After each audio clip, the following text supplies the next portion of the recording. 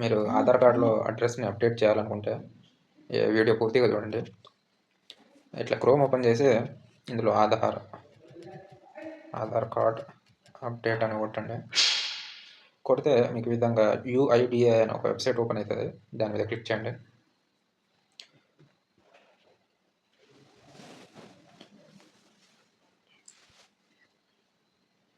Click చేశాక మీకు ఈ విధంగా డాక్యుమెంట్ అప్డేట్ అని ఒక ఆప్షన్ వస్తుంది. దాని మీద క్లిక్ చేయండి.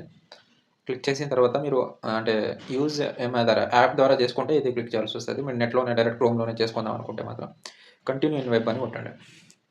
So what to submit, how to submit అనే ఒక ప్రాసెస్, ఏం సబ్మిట్ చేయబోతున్నాము ఏందనేది ఉంటుంది. దాని తర్వాత క్లిక్ టు సబ్మిట్ కొట్టండి. ఆధార్ నెంబర్ కొట్టండి. దాని తర్వాత క్యాప్చా కొట్టండి. క్యాప్చా వచ్చేసి B3R5A. ఓటీపీ వస్తుందండి మీకు. ఓటీపీని ఇక్కడ ఎంటర్ చేస్తే రాలేదేమే 102845 ఇలాగ వచ్చేసాక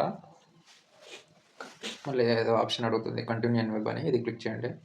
క్లిక్ చేసిన తర్వాత మీకు అడ్రస్ అప్డేట్ అని ఉంది. డౌన్లోడ్ కావాలంటే డౌన్లోడ్ చేసుకోవచ్చు.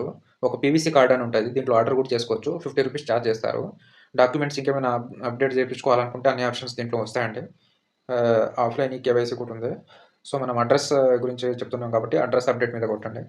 ఇది ఓపెన్ అయిపోయిన తర్వాత మీరు కిందకి ఇలాగ స్క్రోల్ చేసుకుంటూ వస్తే మీకు ఇది డాక్యుమెంట్ రిక్వైర్డ్, ప్రాసెసింగ్ ఫీజు ఇవన్నీ చూపిస్తుంది అనమాట. సో మనం ఇక్కడ update address using your documents.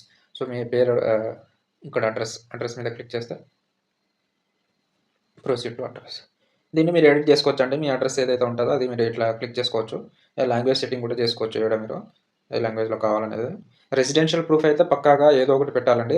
మన తహసీల్ నుండి తీసుకున్న రెసిడెన్షియల్ ప్రూఫ్, లేదంటే ఎలక్ట్రిసిటీ బిల్, లేదంటే ఇంకా ఓటర్ ఐడి, ఏదో ఒక కంపల్సరీ ప్రూఫ్ అయితే దీంట్లో అటాచ్ చేయాల్సి వస్తుంది. ఈ విధంగా మీరు ఆధార్ కార్డులో అడ్రస్ని అప్డేట్ చేసుకోవచ్చు మీ సేవకి వెళ్ళకుండా. మీ సేవలో వెళ్తే మీ దగ్గర మినిమం 200 ఛార్జ్ చేస్తారండి. ఇక్కడ 75లోనే మీరు ఎంచక్కా ఇంట్లోనే కూర్చొని పెట్రోల్ వృధా చేసుకోకుండా హాయిగా ఇంట్లోనే కూర్చొని ఇట్లా అప్డేట్ చేసుకోవచ్చు. మరిన్ని అప్డేట్స్ కోసం కామెంట్, లైక్, షేర్ అని చేస్తూ ఉండండి.